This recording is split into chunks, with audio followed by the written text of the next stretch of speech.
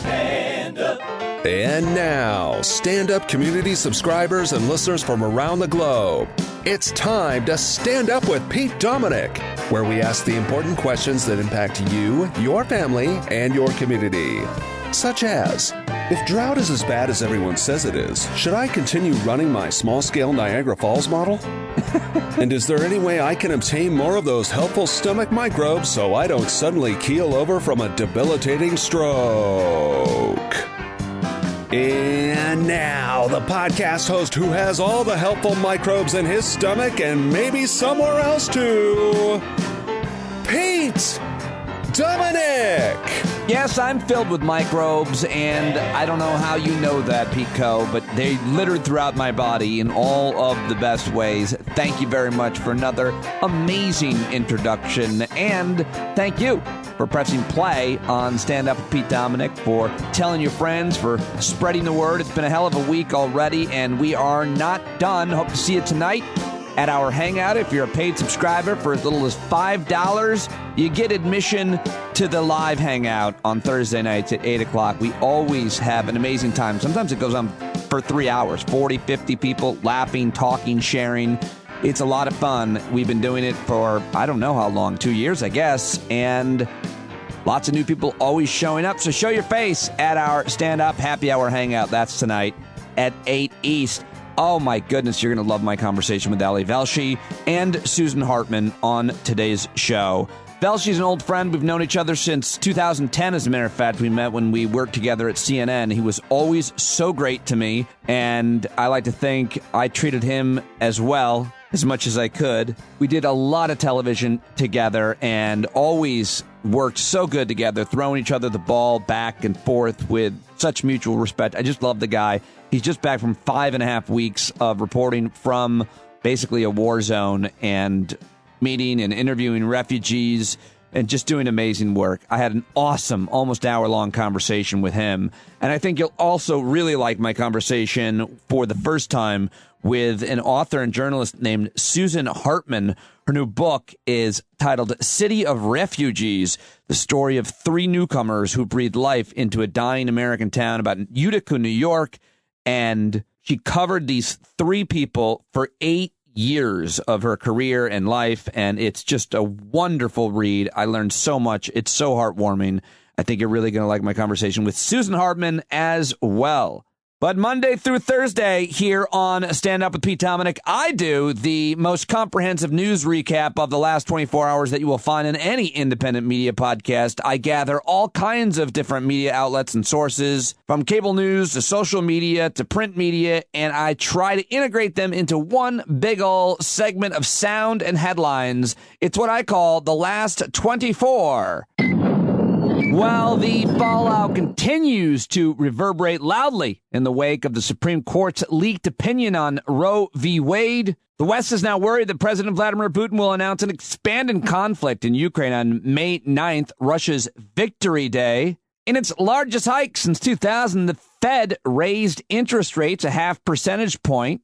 And Stanford University is set to receive $1 billion for the establishment of a school centered on climate change, thanks to a billionaire and alumni, the second largest gift ever made to an academic institution.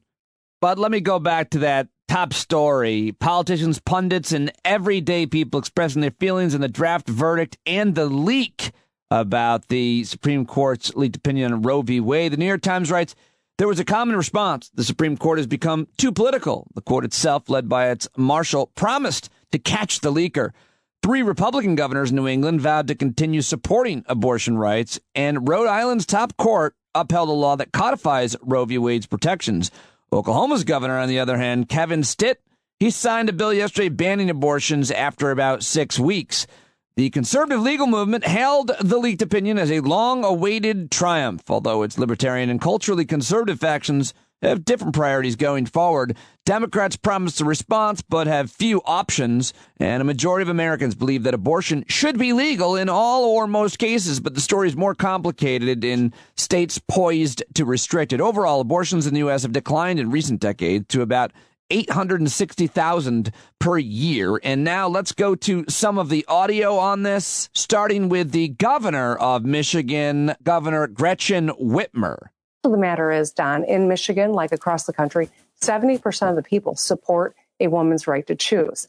Whether it is personally something people might not exercise, the vast majority of people, whether they're Republican or Democrat, whether they are business leaders or religious leaders, understand that this is a fundamental American right conferred on women to have agency over our own bodies.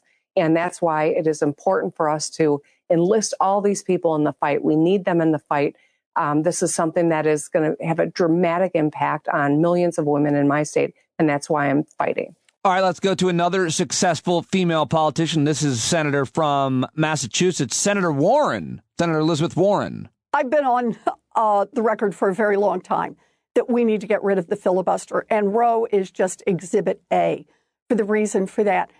The latest data suggests that about 69% of Americans, and that's Americans everywhere, not just Democrats, 69% of Americans, red states and blue states, young people, old people, want to see Roe preserved as the law of the land.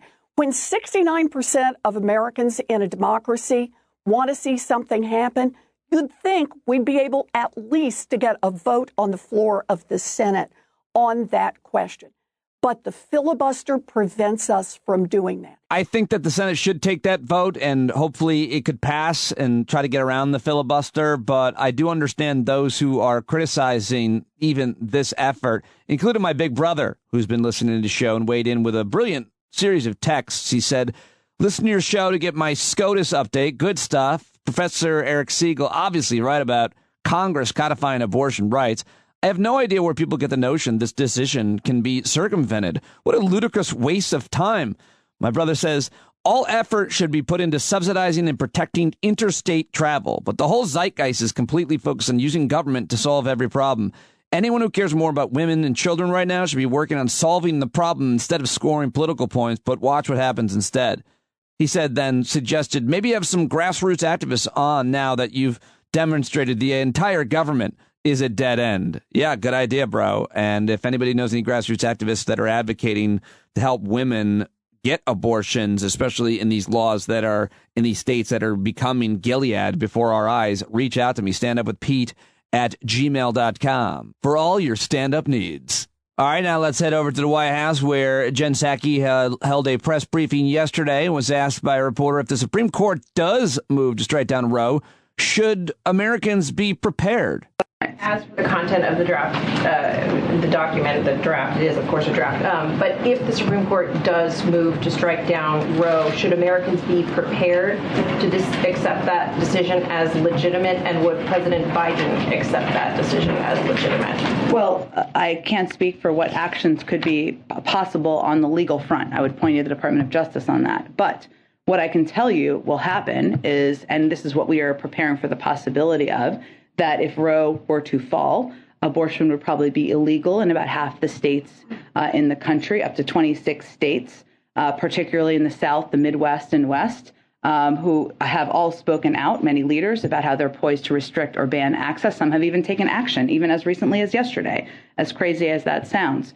And depending on the court's decision, 13 states even have trigger laws. Trigger laws mean they would basically immediately put in place bans. And as a result of all of this, tens of millions of women may lack access to reproductive health care services as soon as this summer, if that were a decision to be made. I'd also note, and as we're thinking about and working with not just the Gender Policy Council, but also the Department of Health and Human Services, also members on the Hill, also the Council's office, what we're really focused on is the impact this would have. It would dramatically reduce access to reproductive care, particularly for women with low incomes, women of color, women in rural communities. We know that 75% of those seeking abortions are living at or below 200% of the poverty level. And the majority of patients seeking abortions identify as Black, Hispanic, and AAPI. So if you look at the 26 states, let's take, for example, or the 13 to 26, depending, and you look at a map, that means that women, the majority of whom are below that poverty level and are Black, Hispanic, or AAPI, are going to be forced to figure out how to travel, how to take time off of work, how to get childcare. It is a prohibitive cost. It will not be safe. And that is what we are focused on working to address as we're making policy decisions and considerations. All right, now let's head over to Earth 2, which is what I call today's right-wing media, where Geraldo and Greg Gutfeld got into it. And this is a fun 40 seconds. They were, of course, talking about the issue of abortion. Bunch of guys talking about women. Anywhere on social media, it's something to celebrate, to cherish, right? The unborn, to shout. That's baloney. No, well, that's baloney. I'll give you evidence. The wire hanger stuck up their privates, trying to get what? Come on. The unborn child. Come on. That's the unborn child becomes before Roe. This is exactly what I expected. They bring out the old coat hanger. You're arrogant. Go for it, Geraldo. Come on, keep going. Okay, Joey. You're making a fool of yourself. On this. Don't you? You know something? What? You insulting punk. Okay. Oh, what? Am I your new Bongino? Go. If you want that role. All right, I'll save you from the rest of it because that's the type of intellectual conversation that's happening on Fox News. I mean, there's also this from Tulsi Gabbard, who surprisingly was on Fox News talking about the leak, calling it criminal, which it wasn't, according to legal experts I'm reading. But yeah, you'll be shocked to learn Tulsi's on Fox News talking about the leak and not about the women. Here's that.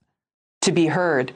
I think it's also critical to point out that this leak sets a very, very dangerous precedent for our Supreme Court for three important reasons. Number one is, first of all, this person is a thief who stole this information, released it with a very specific intent to try to incite protesters and intimidate and pressure our Supreme Court justices to make a political decision rather than a decision that is based on the Constitution. Number two, we have the fact that, the Supreme Court is not in place to legislate from the bench.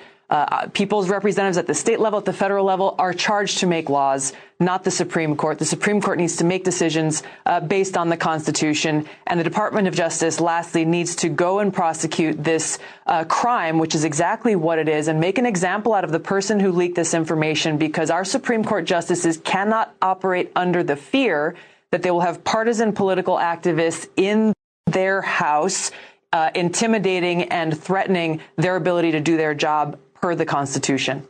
All right. Well, I have spent a lot of time on this issue, as it deserves, but I'm going to pivot off of it for most of the rest of the day. I did talk about it with Ali Velshi just a little bit, but I now want to switch gears to another breaking story yesterday, which was more leaked audio of Kevin McCarthy discussing the 25th Amendment with Republican leadership back in January of 2020. Here it is. Kevin McCarthy saying that what Trump did was atrocious and wrong. Yeah, but what the president did is atrocious and totally wrong. That's the only part that really matters. The whole thing is like 2 minutes and 20 seconds. I watched it all for you, but there's not much more to it. He just rambles on forever about how ridiculous it all is. I mean, it's kind of interesting, but he really is rambling. But if you want to know more, definitely easy to find. New audio revealing Kevin McCarthy discussing the 25th Amendment. Okay, well, that was a big deal yesterday. And now let me turn to a sports issue. I don't normally play sports talk clips here, but I thought this was interesting, and it was certainly rattling around in the social and political Twitter atmosphere. But there is an issue during the playoffs that the Golden State Warriors star, his name is Draymond Green, he gave the middle finger to some fans, some people in the audience who were jeering him, apparently. I think I have that right. Correct me if I'm wrong, folks. Oh, wait, here. The audio from the press conference. Reporter asking Draymond Green of the Memphis Grizzlies fans jeering after he took an elbow to the face. He's the Golden State Warriors, and it was the Grizzlies fans that were, here it is. After you got hit in the eye when you walked off the court, you flipped off the fans, it looked like. What was going through your mind? If you're going to boot somebody who get elbowed in the eye and face running on blood, you should get flipped off. So I'll take the fine. I'll go do an appearance and make up the money. But it felt really good to flip them off. You're going to boot someone that get elbowed in the eye and blood running down your face? I could have had a concussion or anything. So if they're gonna be that nasty, I can be nasty too. And assuming the cheers was because they know I'll get fined. Great, I make $25 million a year. I should be just fine. Holy shit. That was unbelievable. At the end there, where he said, I make $25 million a year, I should be just fine.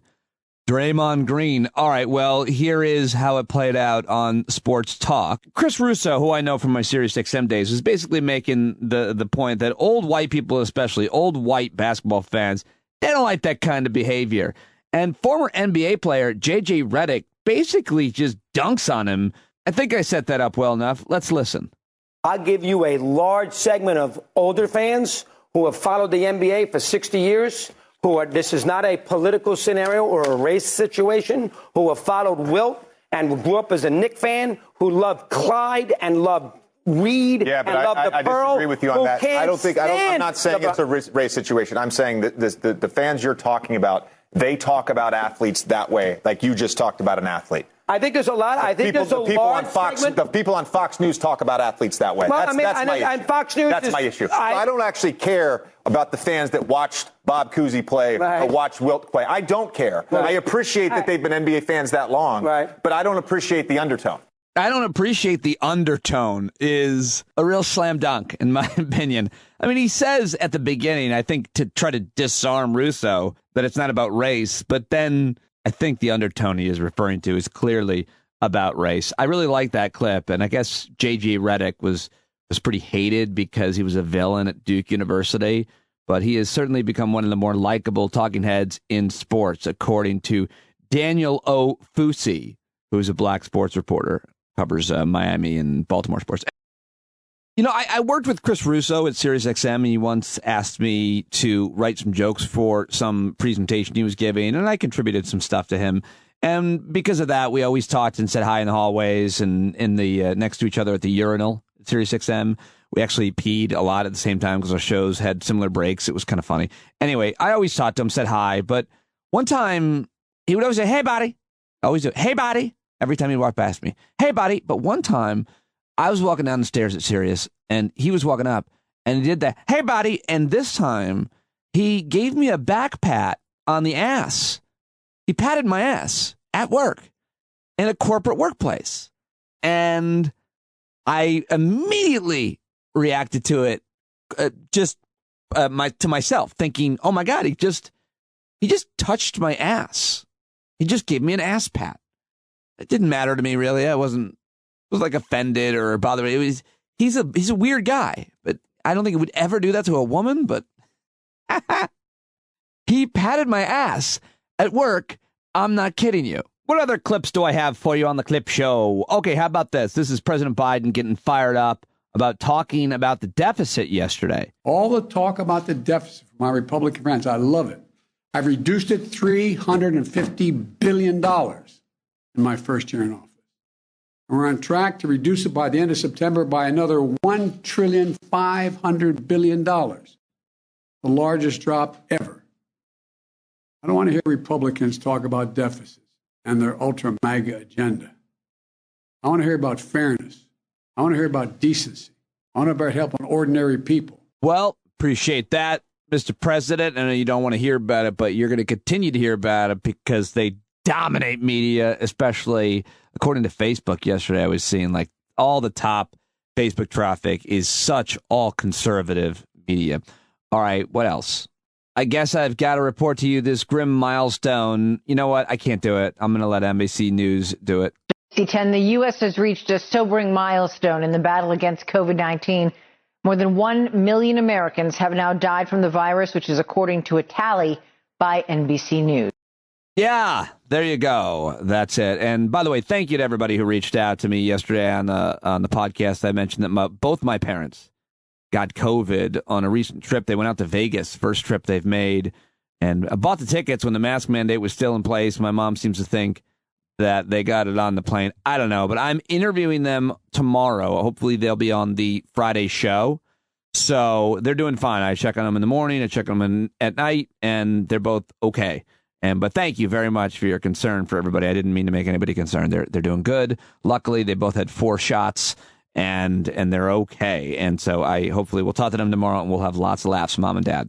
And finally, today, the Fed announced it's raising its key policy interest rate by 0.5 percentage point for the first time since 2000. The move is aimed at tamping down inflation, but there are a lot of fears the move could lead to a recession. And I'll be talking with a lot of experts about that right here on this show. But here it is, CNN yesterday reporting this. The breaking news is the Federal Reserve will raise interest rates by 0.5%. CNN's Matt Egan joins us now. Matt, as expected? This is as expected, and yet, Victor, this is historic. We haven't seen the Fed do anything like this in almost exactly 22 years, back when Bill Clinton was in the White House. And this means that borrowing costs are going to be going up for everyone. It means higher interest on credit cards, on car loans. Mortgage rates are spiking by the most we've seen in 4 decades. Now, normally the Fed prefers to just gradually raise interest rates, moving them up by 0.25 percentage point every meeting. They'd sort of be tapping the brakes on the economy. But the Fed doesn't have that luxury right now because inflation is really high. Consumer prices are rising at the fastest pace we've seen in 40 years. Families are facing sticker shock on everything from gasoline to used cars to food and, of course, shelter. And so the Fed is being forced to step in like the firefighter and try to put out this inflation fire right now. And they're really being forced to take more significant steps than normal. All right, Matt Egan and my old friend Victor Blackwell at CNN, who, as a result of that clip, I just reached out to him. It's been a long time since that guy's a good guy. If you're watching CNN, I don't know the financial economic reporter, but me no likesies. Me no likey that reporting. Hearing too much about recession. Don't love it, but wanted to make sure I played that clip for you. Just ringing the bell a little bit. A lot of folks and organizations in the know making such predictions. I'll talk with Ron Insana and Christine Romans and Barry Ritholtz and who else? Who else? Give me some new economic reporters, maybe some more diversity. Let me know if there's somebody that you follow or like that I should talk to you about economics. standupwithpete@gmail.com. All right, well, that's all the audio clips I've got for you on the clip show part of the last 24, but I've got a whole bunch of headlines that I like to read rapid fire style. It's everything that's left over in the news dump, and there is a great news dump jingle sent to us, of course, by the great Pete Coe. He does it almost every single day, and this one is based on a story about from Hawaii. It is currently kitten season. Kittens on Hawaii with nowhere to run and jump. It's the season for cat neutering on today's news dump. Oh, yeah. I love it. And you know who loves kittens and kitty cats? Pete Coe. He actually sent me a picture of his kitten at 3 weeks old, or his cat when it was 3 weeks old. And he sent me a nice text. He said, because you have to go through and round up all this shitty news every day, here's a picture of my cat at 3 weeks old. And maybe I'll include that in today's email for subscribers of this show, because it really is a cute little kitten. All right, now on to mostly scary, awful shit, because that's what news is. Most things are good, most interactions are good, most moments are good. Love happening infinitely all over the world between humans and more.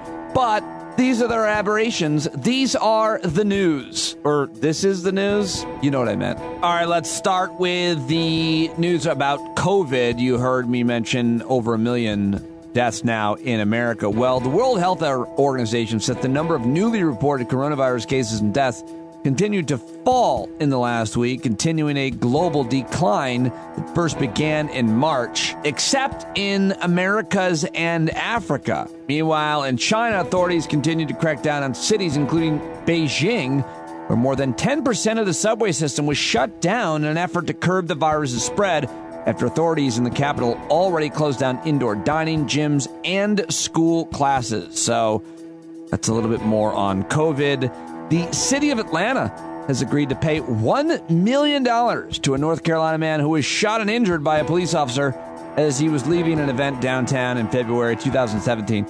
Taxpayers should want police reform to save money on taxes, because these big payouts directly affect them. So you have to be concerned about that. And those kinds of lawsuits happen in big cities, police departments all over the country. So, all right. How about this? You hear about this? California has moved to embrace cryptocurrency and regulate it. California, the first state to formally begin examining how to broadly adapt the cryptocurrency and related technologies following a path laid out by President Biden back in March. California, of course, has an economy larger than all but 4 countries and where much of the world's technological innovation is born. On Wednesday, became the first state to formally begin examining how to broadly adapt cryptocurrency and related innovations. I don't even want to learn about it. In Georgia is where we go next. The high school athletic group in Georgia has banned transgender athletes. The Maine Athletic Association for Georgia high schools voted Wednesday to ban transgender boys and girls from playing on the school sport teams matching their gender identity. Read more about that at ABC News. President Biden announced a September conference on hunger, nutrition, and health. The White House has announced a conference on hunger, nutrition, and health in September to make progress on the Biden administration's goal of ending hunger, improving nutrition and physical activity, and reducing diet-related diseases. I also got a press release from my friends at Why Hunger, which is a great organization I've worked with and raised money for over the last, I don't know how many years, several years. And I'm thinking maybe this will be something that the Stand Up with Pete Dominic show can cover, this conference in September on hunger. I think I'll head to D.C. for that, and I'll need your support. So thank you for your subscriptions if you want to see me go there and cover this issue. A member of the far-right Oath Keepers group pled guilty on Wednesday to high-level charges of seditious conspiracy and obstructing Congress's certification of the Electoral College votes on January 6, 2021. Read more about that everywhere. I'm reading from CBS News on that one. Donald Trump Jr. testified before a House panel probing the January 6th riot and then made a crazy video about it. 7 wildfires are now burning in New Mexico as the governor has asked the president of the United States for help. The president has declared a disaster as the Cuff Canyon fire has burned 160,000 acres. And thinking about all those listeners and folks living out there in New Mexico who are dealing with this right now. The FAA announced that they are going to increase Florida air traffic controllers and work with airlines to avoid more flight disruptions in the state. That's good news. More fallout from the attack at a comedy show. The Netflix Is a Joke comedy special was a huge deal out in California over the last week. And the alleged attacker has been identified. A guy went on stage, if you didn't hear, and tried to tackle Dave Chappelle. And Jamie Foxx and Chris Rock and Dave Chappelle all just carried on with the show and made jokes about it. It was pretty unbelievable. Amber Heard is accusing Johnny Depp of physical abuse on her first day of testimony, and there's a lot of resources being paid attention to that trial. And a United States senator says that it might be true that the COVID vaccine is giving people AIDS. You want to guess which senator it is? Wait. I'll wait. It's Ron Johnson. If you guess Ron Johnson from Wisconsin, you win the prize. He is a senator who thinks that COVID vaccines might be giving people AIDS. What a sick son of a bitch that he is. That is today's news dump. All I've got for you here. I am sorry I didn't get Ava out here in the shed to do the good news segment this week. She's been very, very busy picking up 2 shifts as a hostess of a local restaurant, working her butt off. She's got the SATs this weekend, and I just didn't want to bother her. But I will say that the world's largest oyster restoration is a big success, fulfilling Virginia's promise to Chesapeake Bay rivers. That's a good story because biologists succeeded in this situation and have revitalized the whole reefs of oysters to 400 acres of the ecosystem there. That's pretty cool. That's your good news. And now it's time to get to my guest. Coming up, author and journalist Susan Hartman about her amazing new book, City of Refugees. I've never spoken with Susan before. It was the first time we talked. I think you're really going to like this book where she documents and features over 8 years reporting on refugees in Utica, New York, where my roots are, as a matter of fact. Pretty cool and crazy coincidence. But right now, I've got my old friend, Ali Velshi. I think you all know him, right? Do I really need to introduce him? I met him way back in his CNN days where he was the chief business correspondent there and the co-host with our friend Christine Romans of Your Money. on CNN. And then he adapted and was converted into basically a utility player because Ali Velshi can do pretty much anything in journalism and TV journalism specifically. Put him at a hurricane, put him at a protest, put him at a war zone, put him in for Rachel Maddow, put him in for anybody else. He can do it all. And guess what? He's also a class act. And I just love the guy. He's a Canadian-born Muslim television journalist, a senior economic and business correspondent. He's an author. He's a great guy. I love him. I love his family.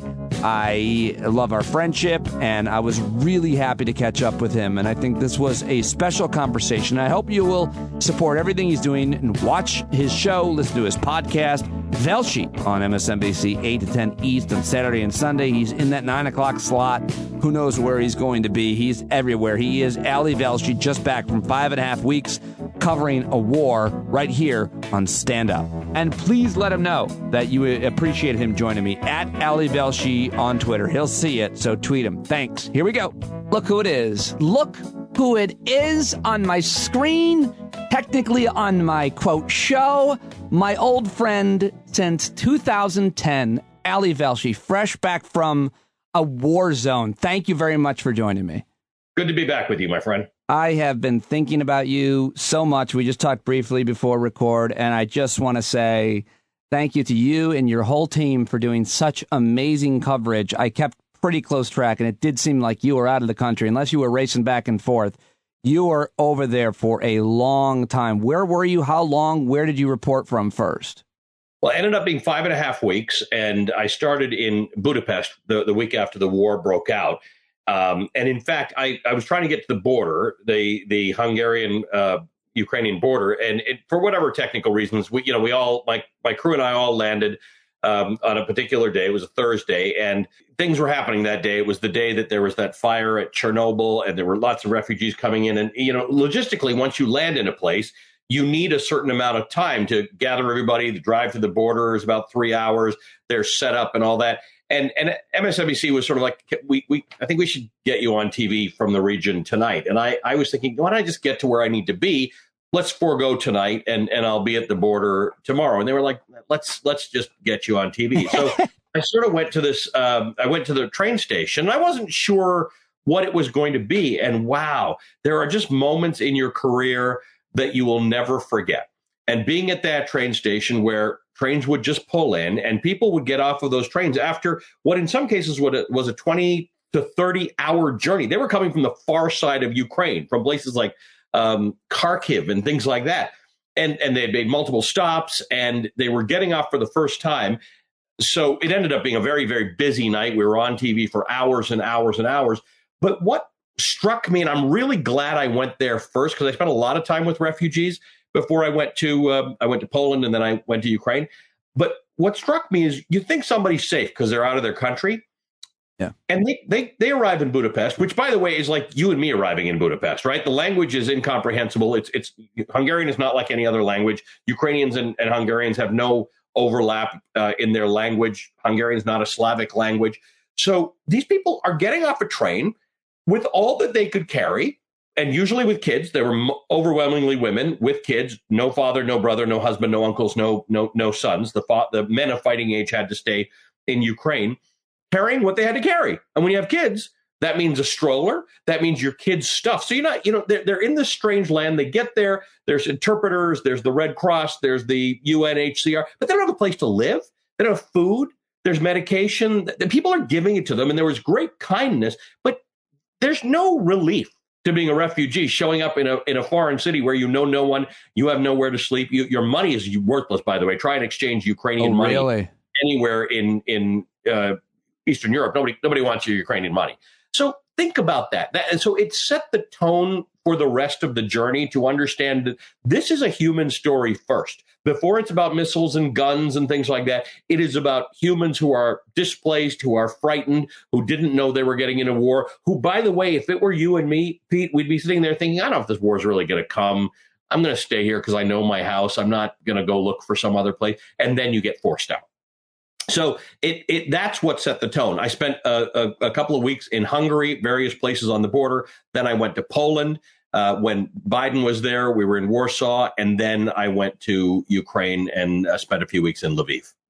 Had you ever covered you've done it all.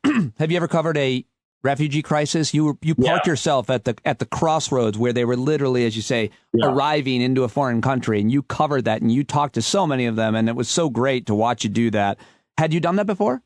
Yeah, I'd done it with the Syrian refugee crisis. I'd done it in Turkey, in Istanbul, and on the Syrian side, the Turkish side of the Syrian border, and in Jordan. They've got the biggest refugee camp in the region. So I had some degree of familiarity with refugees, and in Jordan and Turkey, there were refugee camps that were run, generally speaking, by the UN and other groups. Refugee camps over time can become very sophisticated. They've got schools, and tents become buildings, like trailer type buildings, and streets get paved, and there's electricity. But I also, at the time in Turkey, ran into a lot of refugees like these ones who were not part of a formal refugee acceptance process, right? Hungary has no such thing. Poland has done a substantially better job, which is why there are 3 million refugees in Poland. But I'd met refugees who just show up in a place and hope for the best and have to navigate their way around healthcare and food and things like that. There is just nothing that makes you appreciate everything you have in life than the concept of a refugee, someone who has either for politics or reasons of war or economics or climate, whatever, been forced from their home. There's this view that a lot of people have, particularly the Hungarian prime minister who's just been reelected, that a lot of these people are opportunists, that they're migrants, and they're not really refugees. Nobody chooses to leave their home. You and I travel, you can stay at nice hotels and all that. What do you always want? Your home and your family. And so the story of refugees is so central to our time, because to make people leave their home, the worst stuff has to have happened. But even so, some people do leave their home for other opportunities, calling them, so what if they're opportunistic? People leave. Our entire country's built on people who left their home for,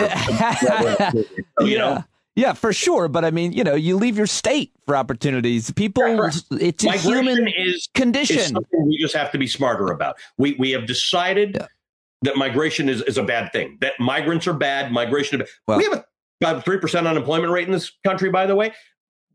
And because this last administration wasn't so big on immigrants and refugees, guess what? We actually need them. Try a day without immigrants and migrants and refugees. So it's a very, very important part of the story. The war and the shelling and the strategy and the bumbling by Russia, and the fact that the president of Ukraine is a guy who a lot of people didn't take very seriously, and he's turning into a sort of a Winston Churchill type character. There are a lot of stories to tell, including inside Ukraine, but that refugee story is so central to we need to understand. And you've just, you've also talked about the refugee situation in Poland too. And I want to ask you about a specific story, if any one that you want to share, but let's have some just quick fun.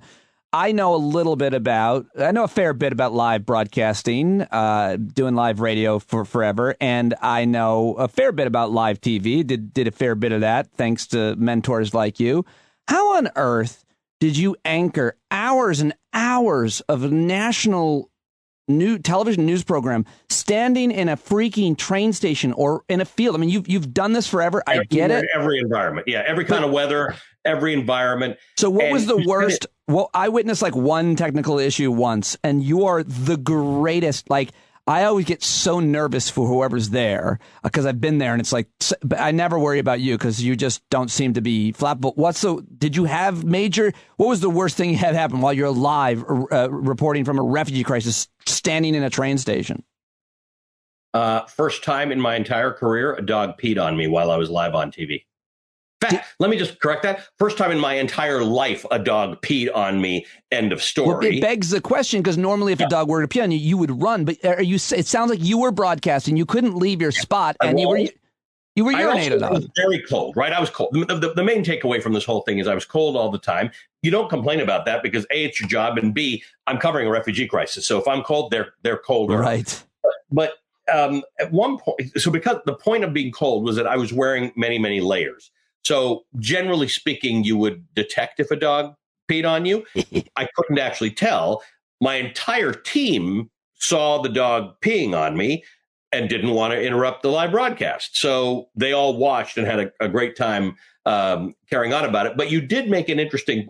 Can I tell you the story for a second? Just why it happened? Of course.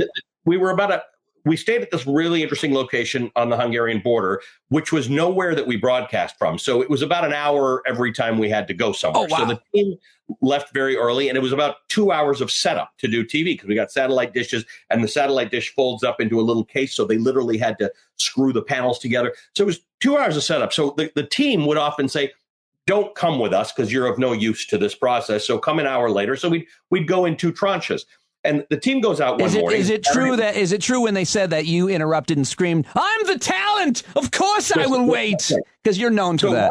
One morning, it's a Saturday morning, and the field manager sends a text to say, when you come in, bring dog treats, which I thought was just some kind of technical term that I didn't understand. So we drive in, and the producer stops at a grocery store and buys dog treats. I have no idea what this is about, but I'm busy looking at scripts and things like that. So I wasn't really paying attention. We get there, and the location we're at, which is a really active and interesting location where we can meet these refugees as they get off a bus, is adjacent to somebody's front yard. And there's a dog in the front yard. The dog's making a lot of noise. So we get the treats to basically keep the dog happy. Meanwhile, all these remarkable Hungarians who had nothing to do with this had come out to volunteer their services and give people rides. And one guy was there making sandwiches, pork and chicken sandwiches. So there was more than enough food everywhere we went. So they were offering our team food. And I was like, well, you probably shouldn't be, eating food that was meant for the refugees. But the guy says, I've got more than enough food for everybody. So please eat. So my team's eating all this stuff. And there's a little bit of remnants of pork and pork sandwiches on the ground. And this little other dog comes and he's eating all this stuff. Sure. So then the dog comes to me and I'm thinking, hey, little doggy, I have treats for you. And the dog looks up at me like, you kidding me, right? Like, this pork sandwich is over here. I'm not interested in your treat. And that's the dog that came back and peed on me. It was spite. Do you think that he'd seen the show and just didn't love your coverage? Too small, very, very small dog. The monitors were up here. He could have been somebody who doesn't like MSNBC or doesn't like me. It was definitely an absolute first in my career. I mean, it was a hard story to tell, and it was tough. And I will tell you the real biggest problem was keeping it together on TV through all of these stories, because you and I are both emotional guys. We know that, but generally I can keep that emotion away from what I do on TV. And that was the hard part. So you do cherish the light moments because you need that. Otherwise, it'll just make you crazy to just always be in the dark moments. And by the way, everybody had light moments. Even the refugees, we would catch the humor in it. I spoke to one 16-year-old girl I said, how did you pack so quickly? Well, she said, I didn't. My mom did, and she didn't really bring the right stuff. Oh, that's so it's a sweet moment, but it's like everybody keeps their humor until the moment that they can. Is it hard to go up to people? What is the kind of the feeling, the ethic around it? Even, I mean, you have an interpreter for everybody around or more, and how do you find the right person in the right moment to talk? Because I guess it's a tricky thing, because particularly at the train stations or the bus stations, they'd be getting off a bus, right? And we'd be there. I had a team, right? We had a photographer, a sound engineer, a producer, a tech manager, another engineer completely, and me, right? So there were 6 of us at a bare minimum everywhere we went. So it's a bit of a big footprint. So not only do you have to be cautious as you approach people, but imagine that, right? You're a refugee, you're getting off after 20 or 30 hours journey, and 6 dudes converge on you, plus the interpreter, by the way, 7, converge on you. You have to be very, very cautious. You want to capture their reality and not get in their way and not offend them and not trouble them. I will say, every last person wanted to talk.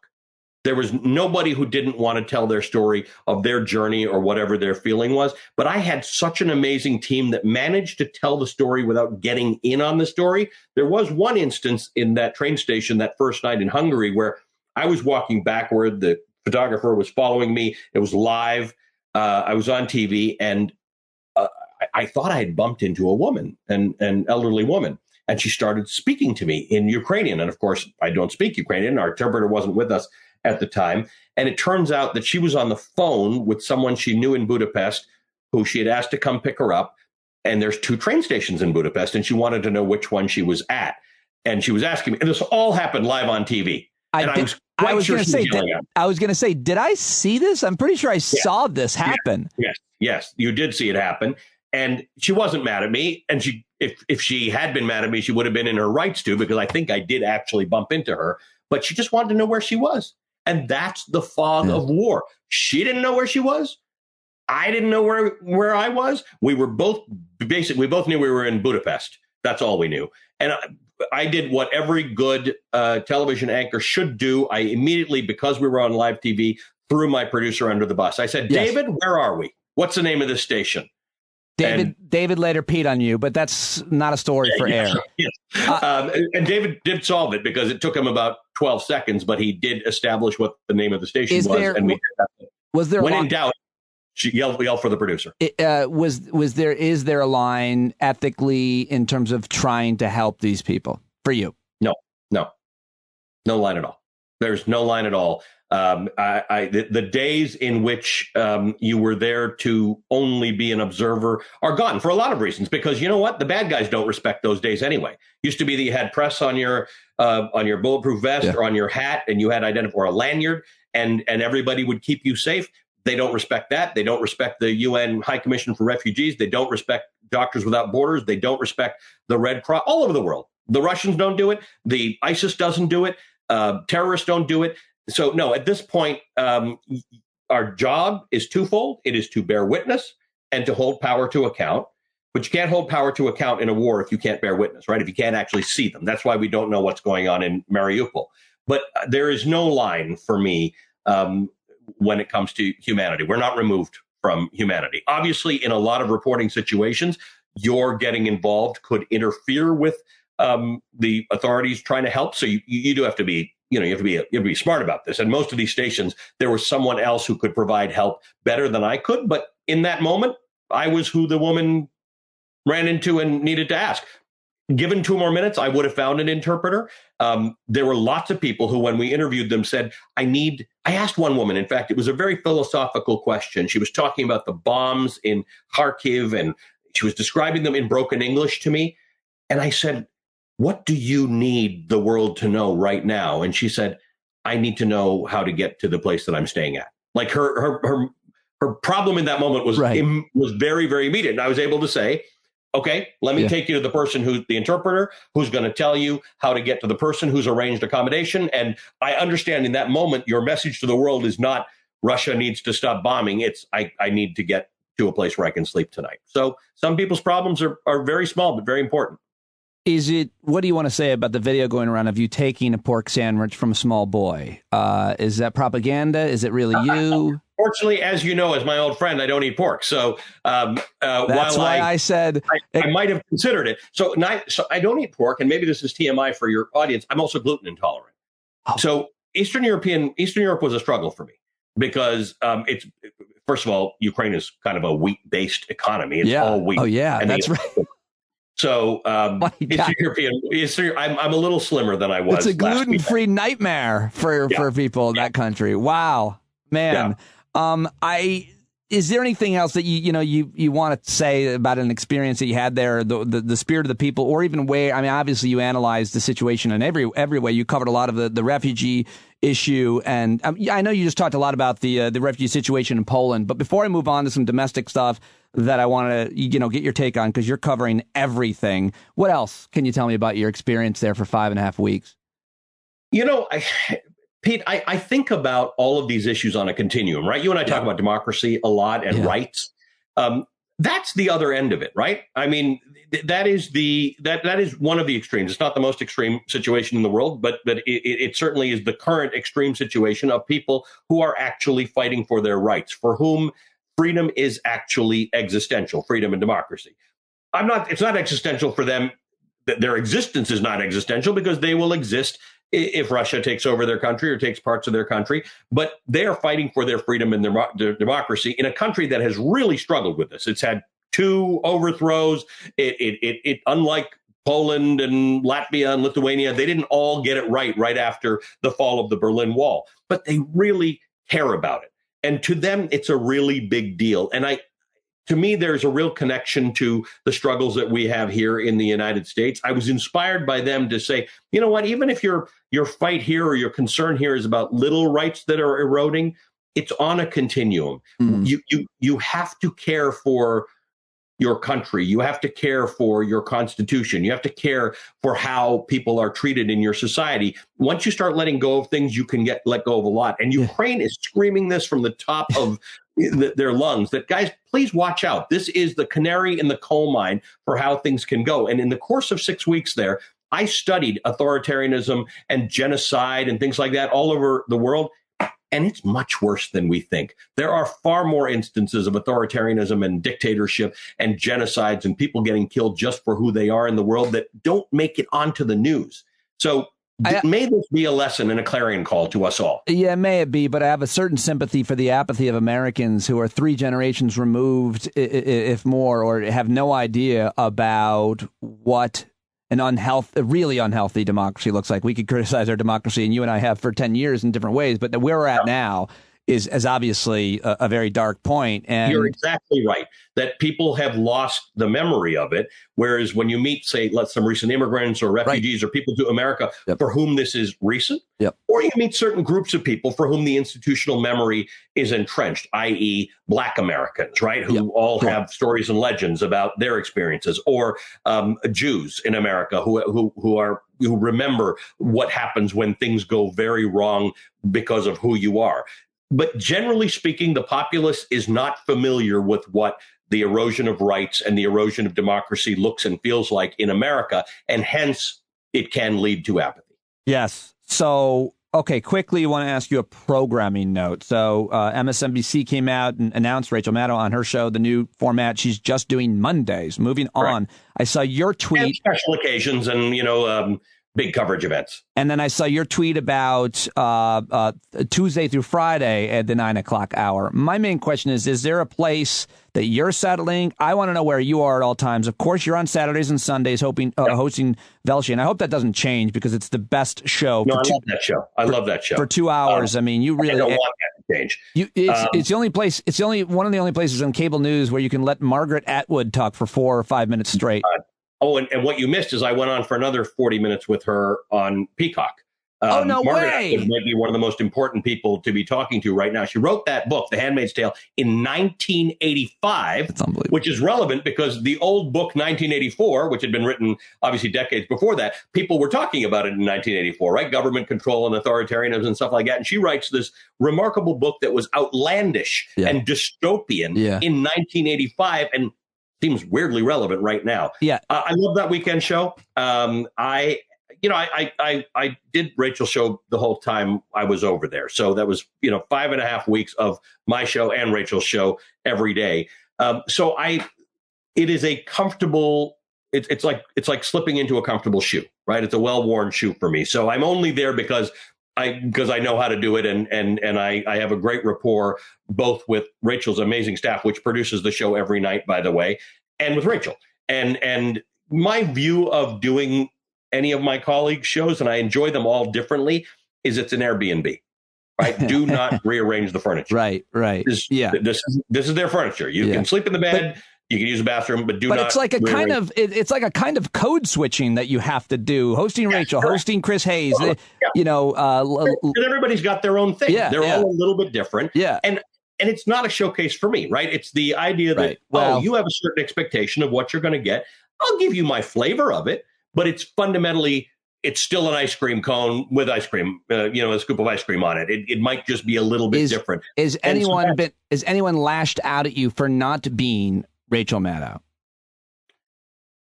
It's Twitter. Everybody can say anything they want. Right. Lots of people say a lot of things. And I sometimes feel like saying, I can hear you, right? Like I saw that. It's usually some version of, I like Velshi, but he's no Rachel, to which I feel like saying super like. That's true. Yes. That's absolutely true. Rachel is a groundbreaking, remarkably smart Rhodes Scholar, Velshi, as you know, is not. Well, but, Velshi, it's only because Velshi didn't apply for the Rhodes Scholarship. Don't be modest, sir, because the bottom line is when I'm preparing to talk to you for 5 minutes or more, I realize, well, what the hardest thing is, what do we focus on? Because he can talk to and speak about almost anything with depth and great analysis. And so just sticking with your show and Margaret Atwood, you have something, you're doing something now in your show called #Velshi Banned Book Club. Now, I would have suggested different branding because it could be misread that you are the one banning. But the point is you're interviewing all the authors whose books are literally being banned. Tell me about this idea. Amazing. It's such an amazing thing. Why are you banning so many books? Well, I'm banning a book every week. It's very funny. I hadn't thought about that. It's a great idea because what I wanted to do is have two discussions. One is I wanted to make this story about school boards. Essentially, it's school boards, but governments banning books in America. I wanted to take it out of the abstract, right? And book clubs are fun. They're just fun. Like you read a book and you talk to people and you talk to the authors. Most book clubs don't have the author. They've got someone else. So I decided that I wanted to put books into banned or restricted or whatever books into three categories. One is the category into which most banned books today fall, which, if I'm going to generalize, is something like a queer author of color talking about their experiences. And the reason for banning those books, as stated, is typically what you and I might call prudishness, right? People don't want to talk about sex. They don't want their kids to know how tough the world is or whatever the case is. And this whole issue of gender and gender fluidity and sexuality is just complicated for kids. And most of the authors I talk to agree with the idea that young kids probably shouldn't be exposed to their books. They're a little concerned that it's being banned for older kids or not colleges because they're not banning books.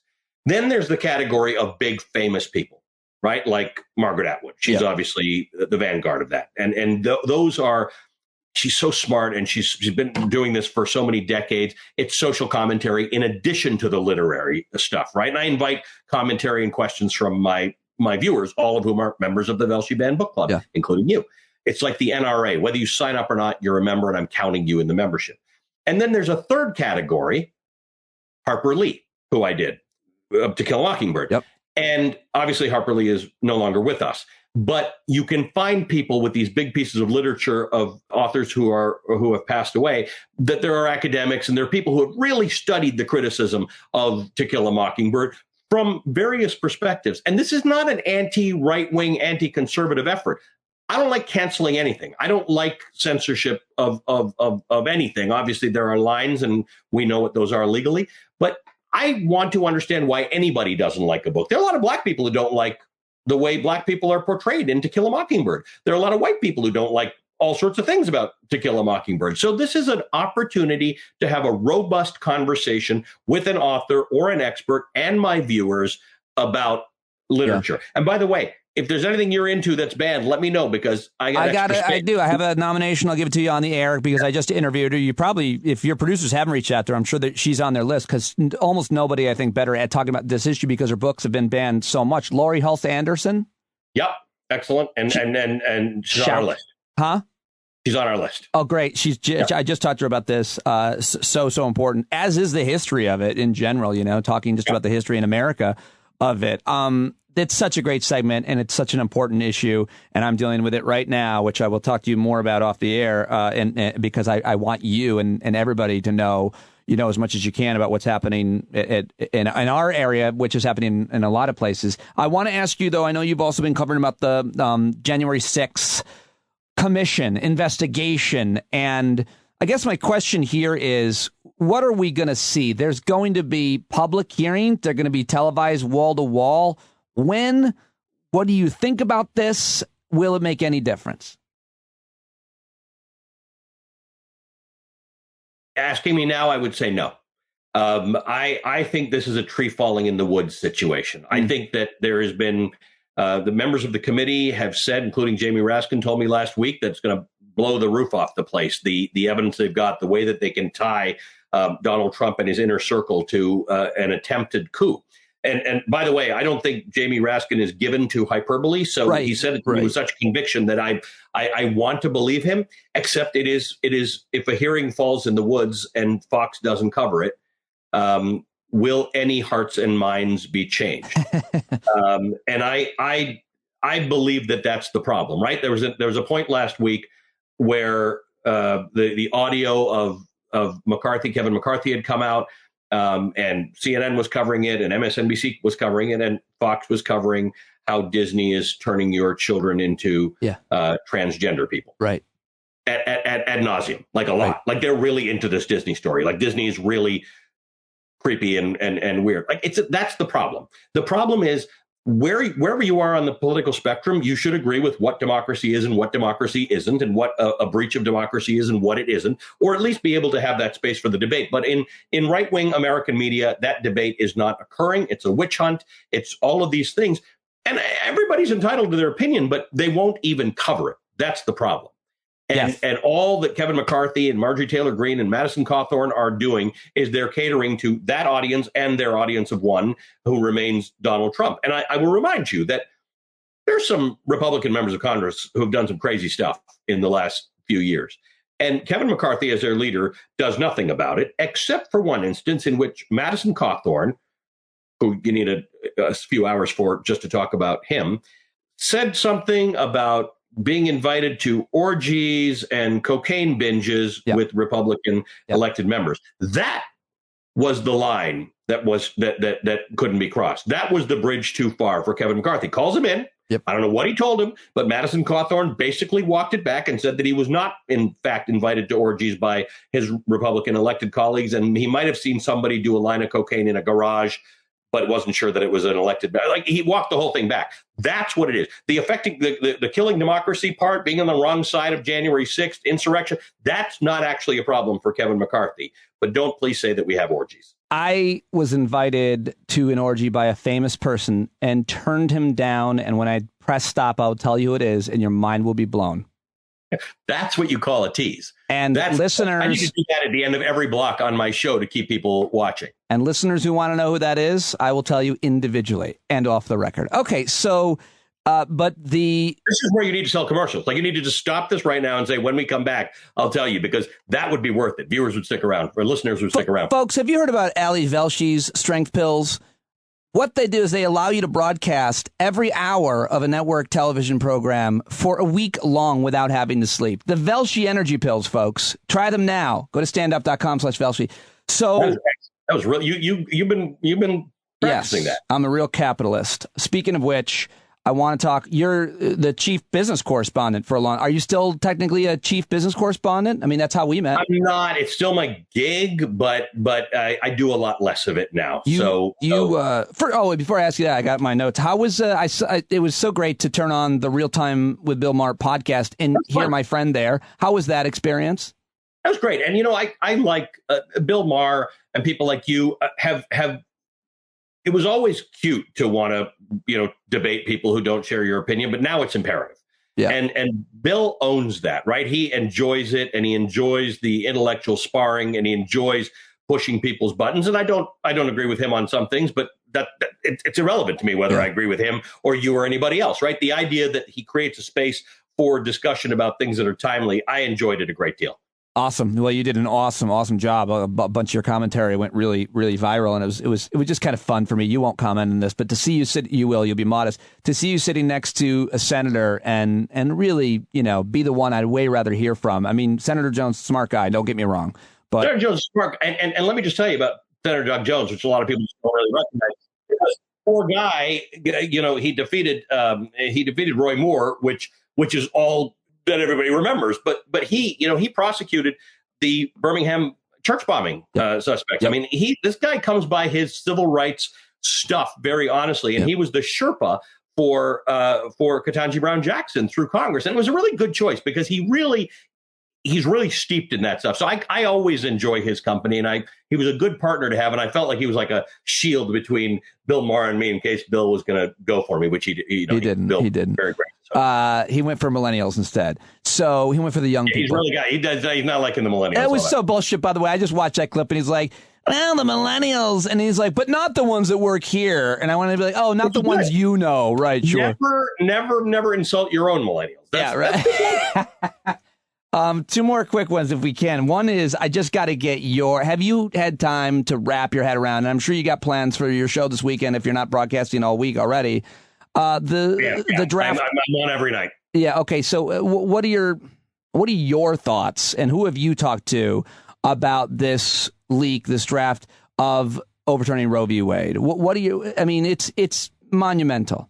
You've talked to, by the way, just to be clear, you have interviewed all of the leaders from the grassroots to the nonprofit CEOs of women's reproductive rights most of your career. So, what do they say? I have, but my executive producer now of Velshi, who's been with me for a couple of years, is an actual subject matter expert on this. She's been doing, while I've been doing other stuff, economics and things like that, she's actually been a subject matter expert on abortion rights in America. So she informs a lot of our ability to have a discussion that gets to places that people don't know. Her name's Rebecca Dryden. I'd like to book her on my show. She's modest and doesn't want to do it, but I would like to have her on my show. If you'll do your friend's podcast from a shed, I'm in. No, she probably should. So here's the thing. Everybody has a take on this, and they're smart, and people will discuss it. I think there are two things that stand out for me. One is the reference that Justice Alito made in the draft decision to the fact that abortion is not something that is enumerated specifically in the Constitution. I'm not a lawyer. That seems like a really weak argument. There's a lot of stuff that's not enumerated in the United States Constitution that we agree are rights, right? Like unless we want to change the Constitution every year and update it with new stuff, like Merriam-Webster puts in a new word every year because we're all using expressions. That's not how a Constitution works. The Constitution is a broad set of principles, and ours is uniquely about freedoms and liberties and justice and equality. Right. So the interpretation of that by the Supreme Court over time evolves. Thomas Jefferson said, not, judging the Constitution as written, using that to determine what it should be today is like asking a man to wear a suit that he wore as a boy. Right. That's what this is. It's like the suit I wore as a boy is not going to fit me. I was husky, so it might.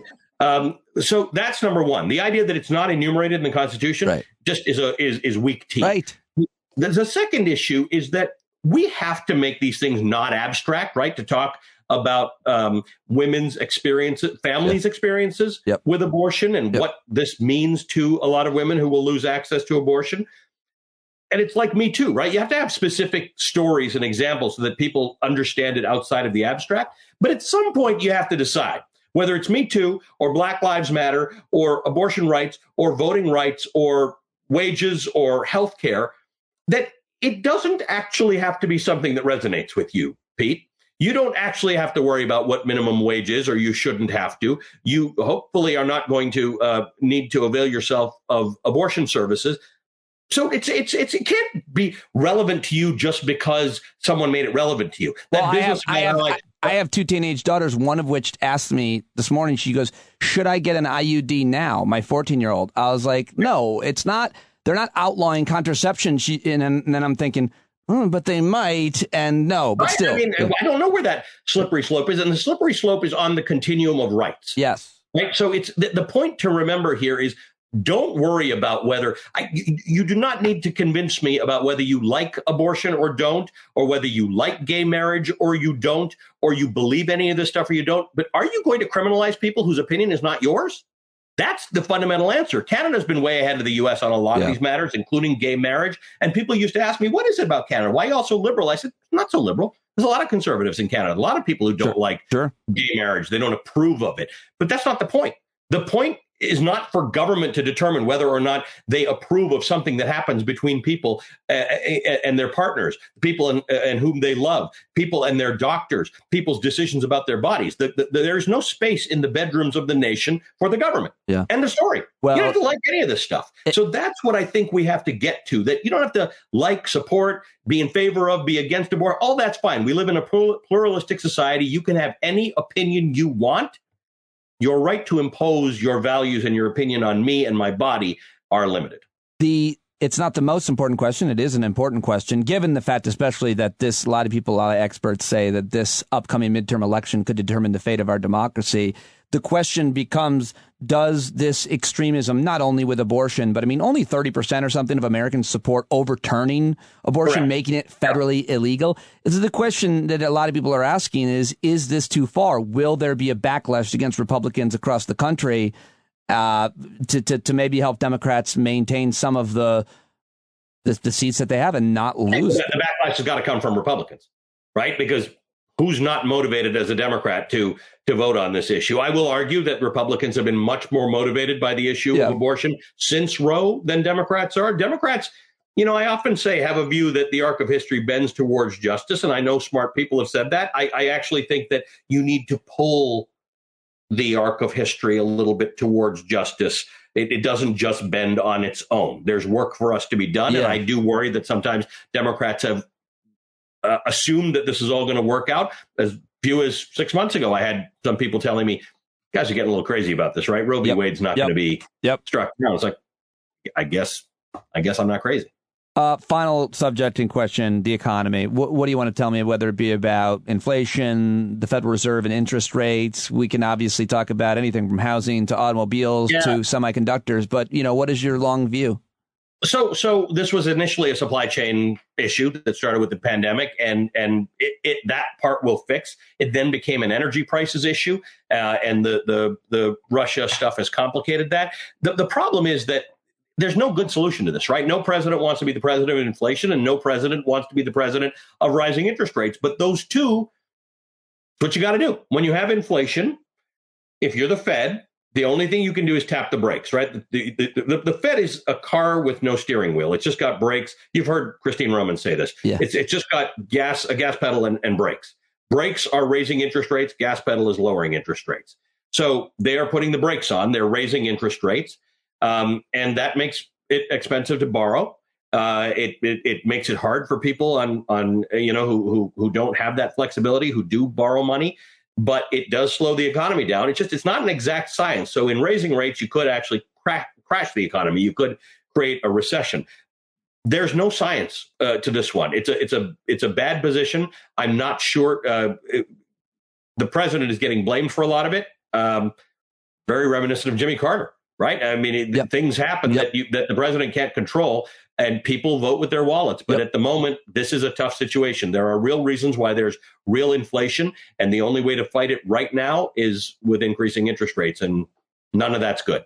Man, I love you. And I'm so proud of you and impressed with your work and the work of your colleagues and team at MSNBC. I know you would never take the credit alone. Keep it up. Keep up what you're doing. And thank you so much, as always, for making time for me. I love talking to you, brother. You too, my friend. All right, there he goes. Always a good man to me, and I like to think I have been to him a good friend. At Ali Velshi on Twitter. Please go let him know that you appreciate him taking time out to talk with me.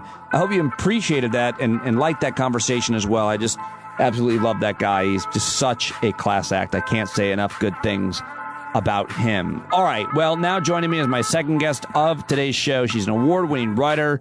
She went to Kirkland College near Utica, where she's reporting all about in this new book.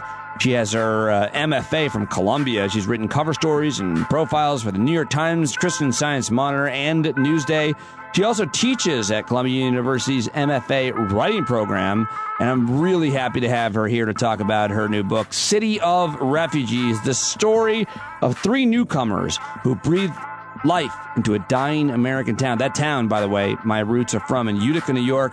Ladies and gentlemen, I'm very excited to welcome for the first time on Stand Up, Susan Hartman. Okay, and here she is now, Susan Hartman, the new book, City of Refugees. Oh my gosh, is this such an important book? And clearly it must be to you, because congratulations, it's just out. And you spent, 8 years working on this, Susan? I did, yeah. But, it's coming out actually June 7th. Okay, June 7th, just to be clear, but people can pre-order it, right? Yep. And everybody's got to get it because it is such an important look at immigrants or refugee communities specifically. There is a difference. Let's start there, actually. What do you think the word refugee conjures in Americans' minds? Probably has a lot of negative connotations. That maybe people see a woman in a babushka and a bedraggled large family, and people worry that they will be a drain on the economy. On the other hand, there's a great sympathy, I think, among many people, especially now for the Ukrainians, as we watch what they're going through. But yeah, I think there's fear about refugees, and certainly seeing them as possibly taking away jobs. And the reality, which I'm focusing on for almost a decade following these families, is really quite different.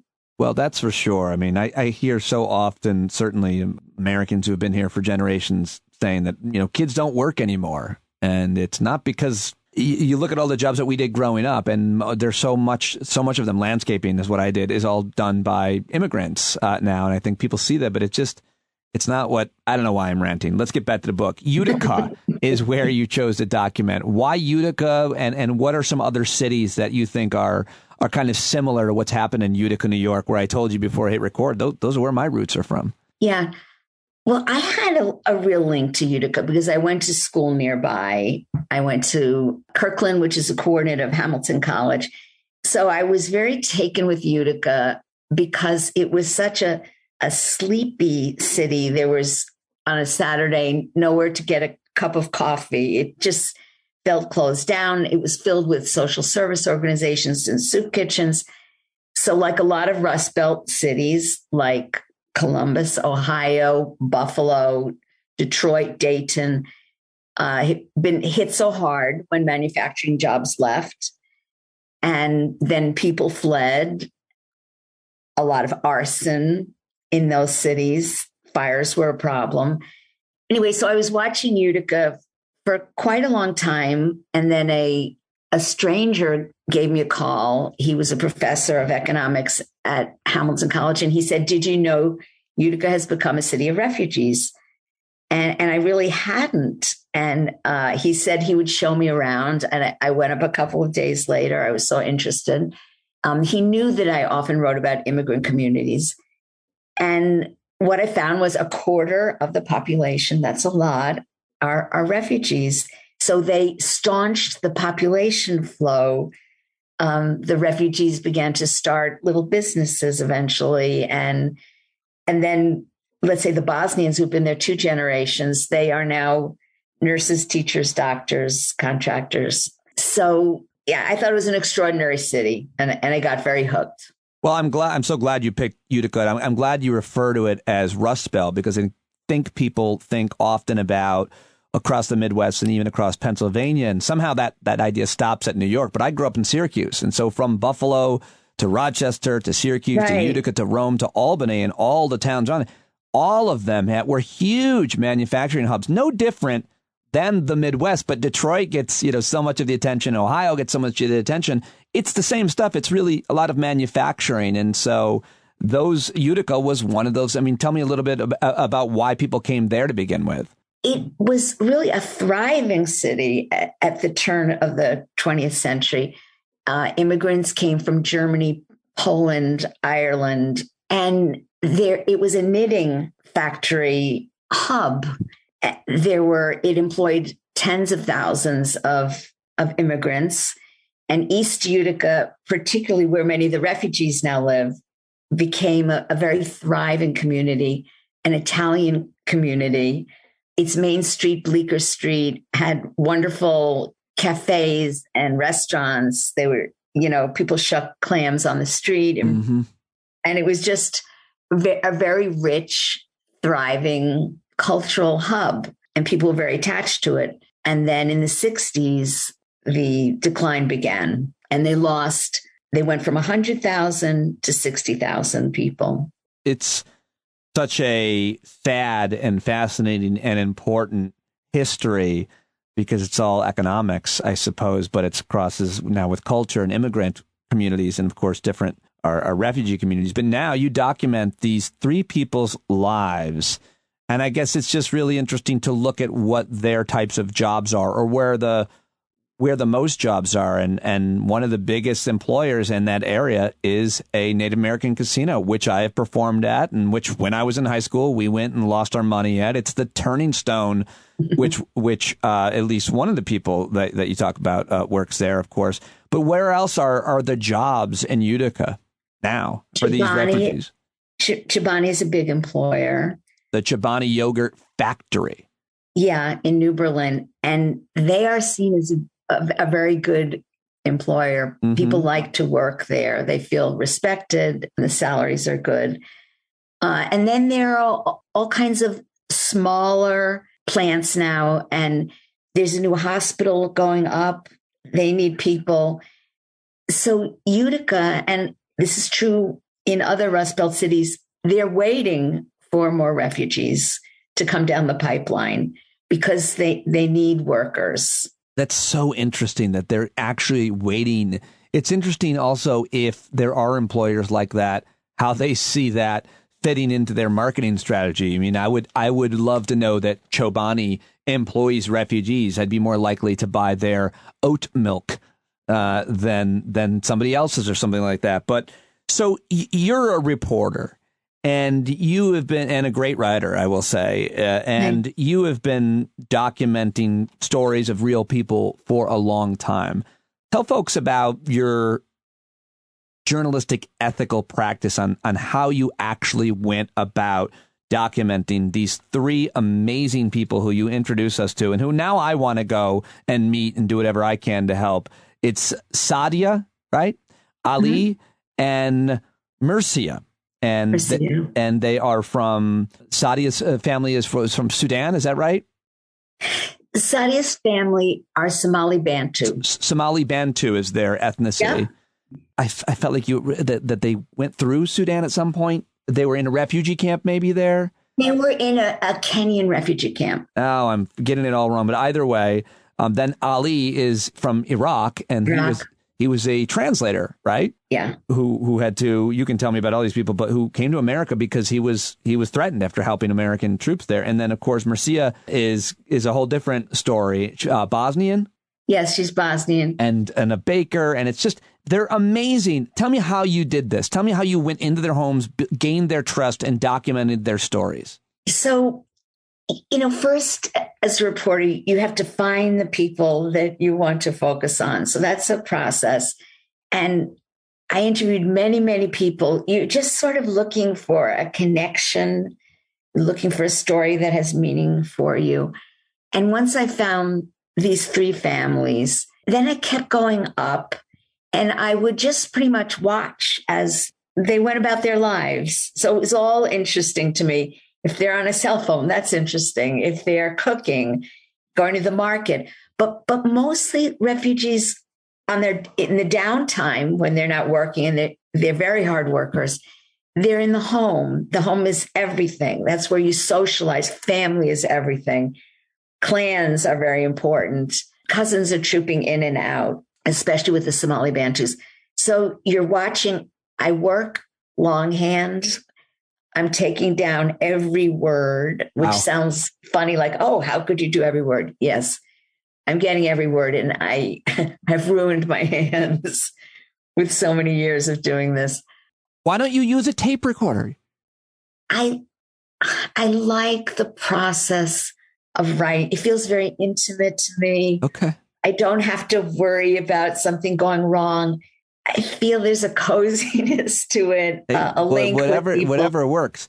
But I want you to keep up this great work. So okay, I interrupted you on so you take down the actual conversations, which is so prevalent in the book because it's as you read it, you go, how did this reporter and author document the actual things that they said? And then, of course, you have to characterize feelings. I mean, it's so hard to do this type of journalism, much less this writing. And obviously, I know it took you a long time. So let me just cut to the chase. Tell me about Sadia first and her family. Well, Sadia was 15 when I started following her. Right. And it was very easy for me to relate to her. She's a very lively and rebellious young woman. She had her own ideas, and she was butting heads with her mom, who had very traditional ideas of what a good Somali Bantu girl does. and a good Somali Bantu girl stays home, helps with the children, helps cook, clean. And she was happy doing some of that, but not too much of it because she wanted an American teenage life. And so they had a lot of battles about that. What is more common than that experience for first generation Americans, or probably anywhere else? But my wife lived that experience, and so I'm so intimate with what that's like. She's from Sicily, her mom, and her dad was from northern Italy. But like growing up in Detroit, first generation, she had to, call the dentist, speak English. So anyway, back to Sadia. Go ahead. Yeah, and it's interesting. There were so many surprising turns in the book. I did not picture that by the end of the story, that Sadia herself would be a young mother and a wife and someone who is heading toward finding work that she loves, and also reunited with her mother, because it seemed that they really were, there was a tremendous rift. Anyway, so that was an 8-year narrative that was full of twists and turns. I mean, just hearing about, it's so interesting that you can, this is hard to do. You rarely do see this, but you took us inside their home and, shared with us their conversations, the dynamics of their families. And that's, I mean, how much of it is you asking questions? I mean, I know it seems like you really just try to be a fly on the wall. I was a fly on the wall, absolutely. But you're right. I was asking over all these years. Yeah, sure. Tons of questions. Yeah. And I would also follow up by telephone. And then you're always checking to see that you got everything right. Yeah. So it was an amazing process. And there's this trust involved. There has to be an empathy. I wasn't pushing myself on them. I think some reporters feel if something is going on, let's say a child is having an asthma attack, the mother wants her privacy to take care of the child. Well, the photographer or the journalist has to be there at every moment, push to get the best story.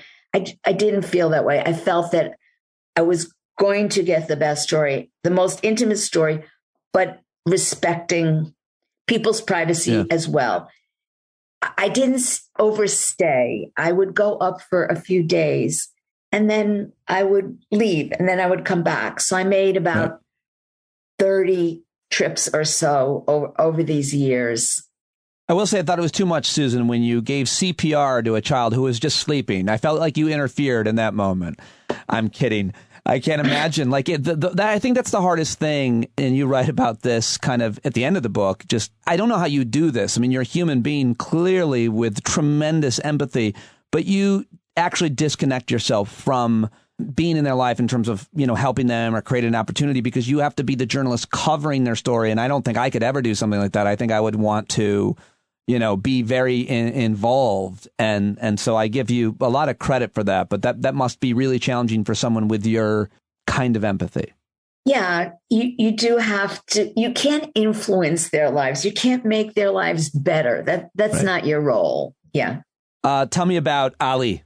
Well, Ali was also, he was such a contrast to Sadia. Sure. He's a very, very reserved man. And he seemed to me initially under really a shadow of war. His brother had been killed by insurgents. So this was something that was always with him. And it was very stunning to me that once he was driving me, he had just been interpreting for an Iraqi family. And he told me that his brother had been killed, kidnapped, taken off a bus. The brother had been a journalist, as Ali had been also for a time. And he had never seen him again. And he said that his beard at that moment, when he heard the brother had disappeared, turned white. And I was so struck by that. So this is something he always carried with him. And he created a new life in Utica. He has a home with a wonderful American woman, but he's always pulled back to Iraq. And he took a 3-year contract to work with the Allied forces on an anti-terrorism project. And I think was partly the brother, like doing something for the brother. Yeah. He talks about, though, wanting to return to there, but he can't maybe ever because he's worried for his safety and security. He was targeted. He's worried he'd be killed. Is that right? He was targeted. He did go back because he was within this enclave and he's protected as he's working for the Allied forces. But when he was there for 3 years, he couldn't just go out and see his family who were only miles away from him. He was in Baghdad, but he could meet them in another country, and he did. And that was safe to see them. But yeah, that must have been terrible. Be there just minutes away from your family and you can't see them. But things have shifted a bit there in terms of security. And he went back for Ramadan and stayed with his family. Oh, wow. Okay. Yeah, wow. so That's interesting. It's also really just interesting. I think he is probably the first person whose perspective on the Iraq war that I've learned about from his perspective as an Iraqi. I've interviewed a lot of veterans, a lot of Americans who served, about their perspective, what they experienced, the trauma and all of it. And so I thought that was just an important and valuable thing for any American to know, that these people are here and they deserve to be, and that they're making a life here. But they too saw and experienced struggle and his obviously and loss. In his case, they lost so much more. I shouldn't compare, but they lost so much of their family and their homes. So many of them in that war. And so I thought it was really important to document that. Tell me a little bit about, wait, hold on. How old was he when you started covering him? He was in his probably late 30s, early 40s. Right. Yeah. So, okay. So you cover him as well for that whole time. Tell me about Marcia, who is a baker. She's a baker and an entrepreneur. She seemed classically American in a way, in that she's so ambitious and had this dream of opening a cafe. Would many people have a dream like that? Sure. And it's a very hard thing to do. So when I started with her, I didn't necessarily know this was going to happen, but she's a dynamo in terms of working and creativity. She does these gorgeous cakes, and she's a big, loving personality. And for instance, she has 16,000 followers now on Instagram. Wow. Which is really a lot. Yeah. So people love her. And she had a bakery in the first floor of her home.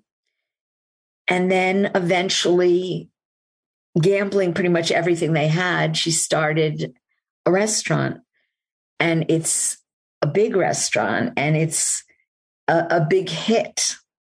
So she's just kind of a marvel. But the downside is she's killing herself. She works too hard. Right.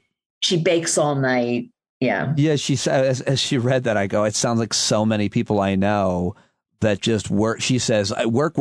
And it's like so many people I know just have no more boundaries, and they just seem to be working all the time just to sometimes make ends meet and sometimes hopefully save for some kind of secure future, which seems to be slipping away. But it's really well documented how hard all of these people that you followed and their families work. I think that's the most important thing. If we want to make a generalization about immigrants, much less refugees, they've come here, quote, for a better life, for the work, and they work. And then this idea that somehow they're lazy or freeloaders drives me out of my mind, because it's clear you haven't met any. And so that's kind of leads me to my next question. I know a little bit about upstate New York. I live in Rockland County and Utica. What's the sentiment like there, not only for the people who've been there for generations, but others, about refugees, but even amongst each other? Because you write there's conflicts sometimes amongst the refugee communities themselves.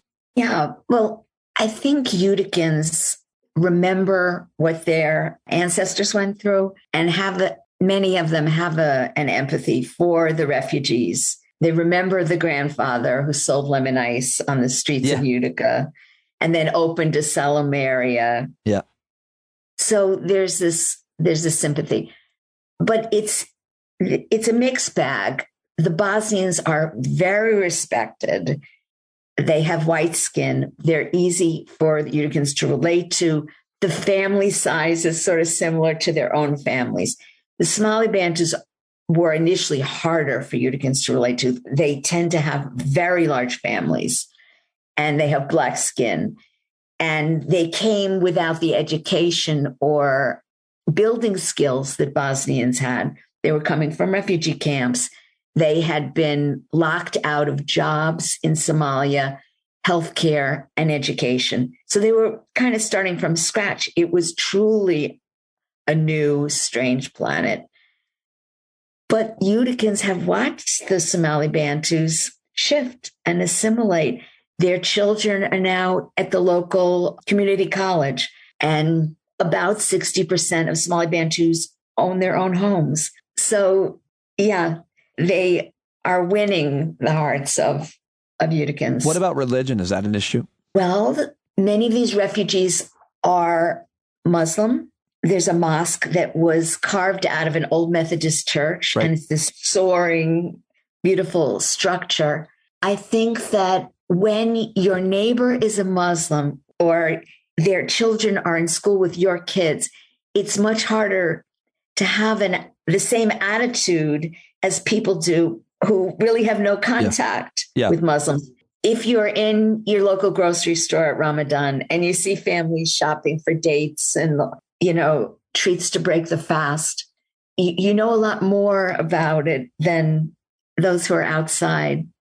Did you eat the food of these families? Did they force it upon you? Do you allow yourself to sample their wares? Generally I try to, when people are having their meals, I really prefer to be watching and listening and sitting on the couch. But then there are some cultures that will absolutely not let you do that. It's like, we won't eat if you don't eat. So good, we're not eating. Right. So then you have to. But there's a big variety in terms of hospitality. There's a range. What did you try and love? Well, I recently had a meal at Mercia's. So she's the cook, because they also serve it. She's no longer just a baker. The restaurant has a full array of Bosnian and American food. And so I went up because I have a New York Times story coming out on refugees and home right before the book comes out. And I went up with a wonderful photographer. So they were breaking their fast just the other night. Yeah.